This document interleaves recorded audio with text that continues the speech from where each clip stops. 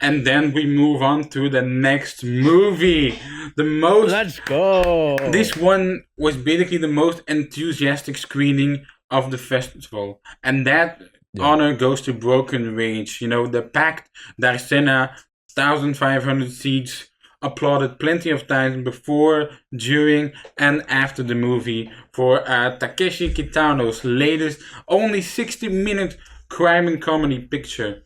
The premise is a curious one, as the film is divided in two parts. The first part is a crime movie, basically picks out Kitano's character in the Outrage movies, and is like a little crime short of that one about a cold-blooded hitman that gets caught between the police and the Yakuza. Then you go to the second half, which is basically the same story, but told in a comedic way that Kitano refers to as a parody of the first half.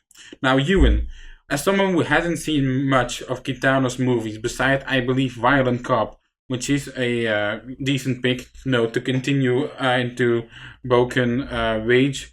What did you make of this one? I've also seen Fireworks, but this was for uni, and I didn't really know what I saw it for. So I feel like I definitely need to rewatch some of his stuff, and now I'm beyond interested. I was already mad last year when I didn't get to see Kubi play in Gun, because it had the same issue as this one, where it basically had like one screening. I guess this was a bit more accessible. No, I guess this year was with Cloud. That was really hard to see in a theater.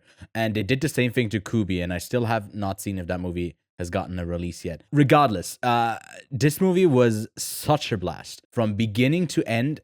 All of the parts that, even the parts that are like set up for him to be this badass hitman character, when the parody follows after that. There's some funny moments in there as well. It's like basically gives you enough in the setup stage of really something that is worthwhile to then parody off. To me, the funniest thing is that in the comedy bit, the second half of this film, the setups that are being made in the first one are not really that relevant overall, and that to me is even funnier. And I really, Kevin, I want us to like stay clear of like spoiling some of its funniest bits, because once you see something happening that is, all I'll say is like filling time in a way. It is so beyond funny. I remember Deadpool early this year that was like, oh, these movies keep getting longer. Let's wait. And this movie does something that is so funny, that is similar to that, but just so much better. And at every step along the way, it just like is filled with innovation, creative choices, and him as the lead. My God, what a director that can also act. I was so impressed.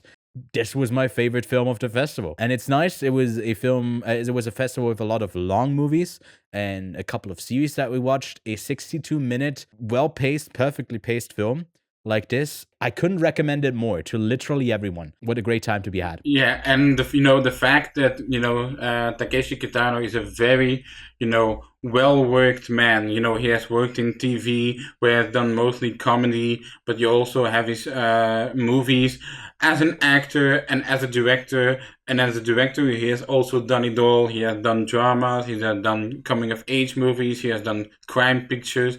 He has done it all, and it truly shows that he can combine everything in just 60 minutes. It's a very masterful move.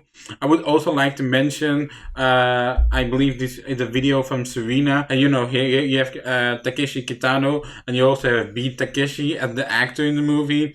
And so at the Venice film festival, he got mentioned 2 times, and they had to get up 2 times, which is also which added to the comedic bit of the film and the premiere overall. So honestly, it was just a blast. One of the funniest movies at the film festival. Maybe next year we'll get another movie about the hitman.